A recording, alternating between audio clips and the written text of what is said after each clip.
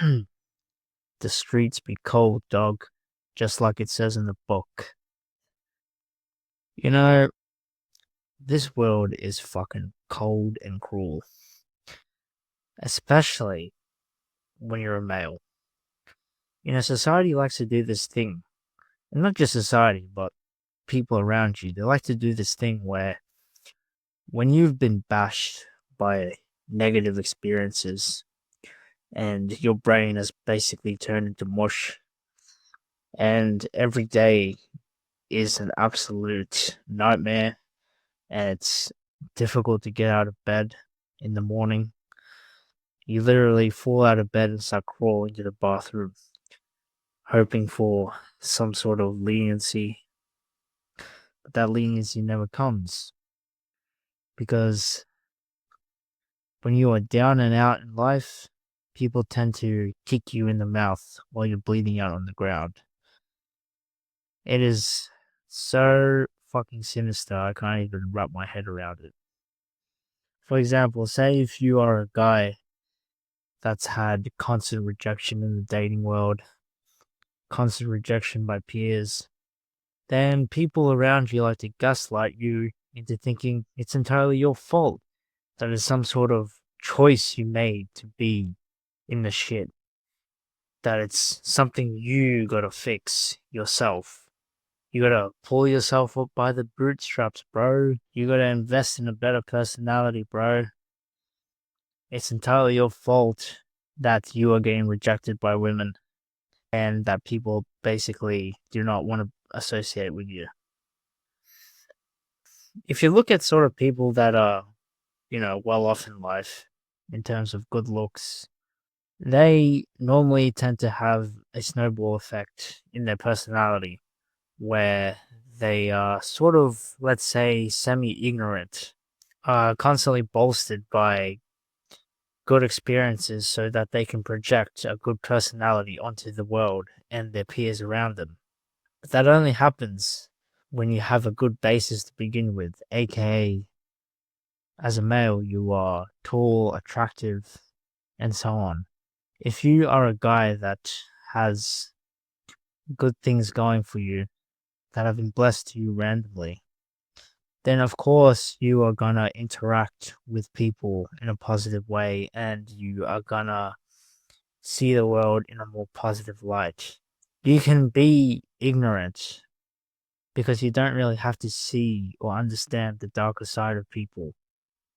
You don't need to see that the way people treat you is solely based on your looks. And you can say, "Oh well, no, it's the personality that makes up the large amount of why people treat you the way they do." No, actually, again, it's your looks and your positive experiences you've had in life that roll onto your personality type. It's not fucking rocket science. And if you've been treated like a piece of shit all your life, then it's going to have some negative consequences on your mind and the way you interact with the world. And you can't blame certain people, particularly incels, for resenting women and society at large around them. Because most of these guys, they've just been dealt the worst of the worst hands in life. And it's not their fault at all. And even men that do not identify as incels, like we have, I mean, there's a whole thing about the bloody male loneliness epidemic or whatever you call it. And most men out here are fucking suffering. We're just fucking being tired of treated like garbage and second class citizens.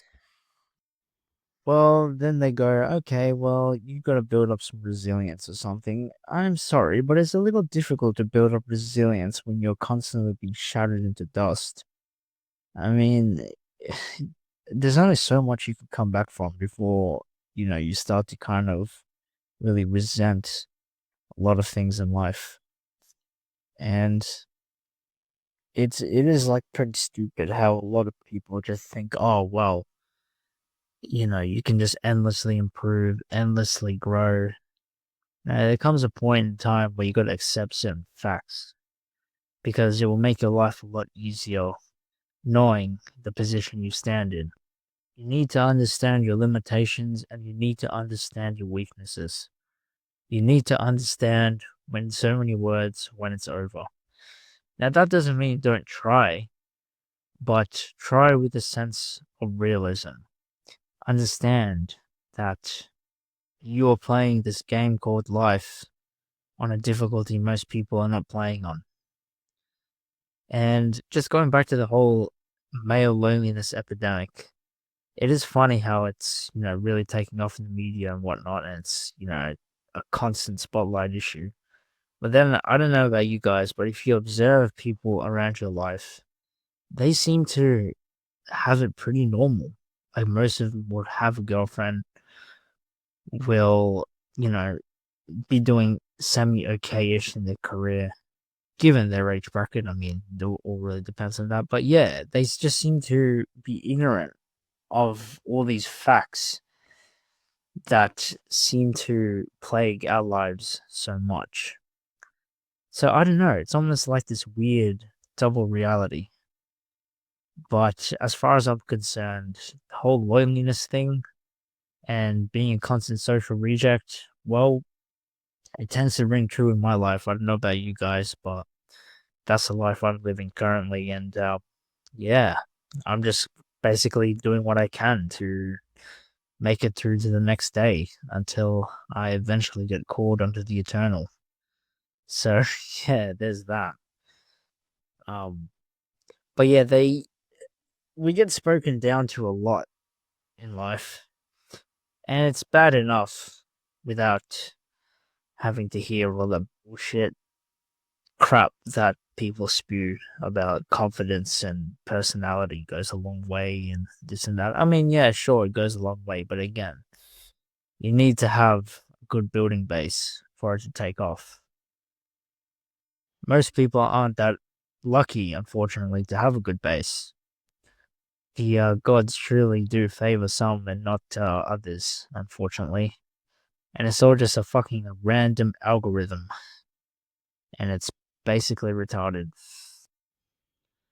You may not be able to build the resilience or the personality, but you can seal yourself in this world. You can sort of make yourself dead inside to all the external shit that tries to enter your head. Because let's face it, a lot of the people who are spewing this toxic positivity garbage, they haven't walked a mile in your shoes. They don't understand what it's like to be you. They are speaking from their own biased perspective. And in my book, that has no value whatsoever. The good thing about people like us is that we can see things through a sort of universal scope. Sure, we can't really experience the positives of this world as much as a lot of others, but our negativity allows us to see things objectively. Pessimistic realism, depressive realism, it's an actual thing, really. It's where people that are somewhat depressed can see reality more objectively compared to the person that's not depressed. But what even is depression these days? I mean, fuck. The psychologists, they love to fucking, label everything as depression. But the thing is, sometimes actually, no, it's not what's in your mind that's the problem. It's your external circumstances. Actually, not sometimes, more often than less, it is your external circumstances. It's the things around you that are causing you to react in such a way. I mean, everything is just a cause and effect. Your mind is basically a reactor and converter. That's it. It's so simple. Like, if your life is just good experiences, good interactions, then yeah, of course you're gonna be fucking happy. Like, yeah. But our problem is that, well, we're not getting that shit. So we gotta figure out alternatives to feel good up in the old noggin. And what can I say? I mean, yeah, sure, there's cope and all that, but then again, dopamine does have its limits. You can only feel so good up to a point where you will no longer feel that great anymore. There's a cutoff point to how much of a dopamine hit you can have. And I suppose that's the way life is engineered to be. There's of course such thing as a chronic pain, but there's no such thing as chronic pleasure. And even if you are going to name something like complete euphoria or something like that, um, that only lasts for a mere few minutes compared to what pain can last, which can be chronic and go on for days and days on end, sometimes months, sometimes years for some unlucky people, depending if you got some kind of illness or something. But the verdict is that the forces of negativity are much stronger in this world than the positive ones. And don't let people gaslight you into thinking fucking otherwise. Don't let them think that they know your situation, because they goddamn don't. They haven't suffered the aggregated inconveniences as you may have. So there's that. Yeah, it's just a whole lot of gaslighting. They don't know what it's like, and they never will. And I'm sure they act in good faith as well. Like, oh well, at least they think they do. Yeah, nah, they think they're acting in good faith by giving you advice and trying to make you feel better with some bullshit advice. But more often than not, it makes you feel much worse because it's basically them low key insulting you that you haven't tried hard enough. That the problems you are facing are solely your responsibility. And it's come about via your own choice.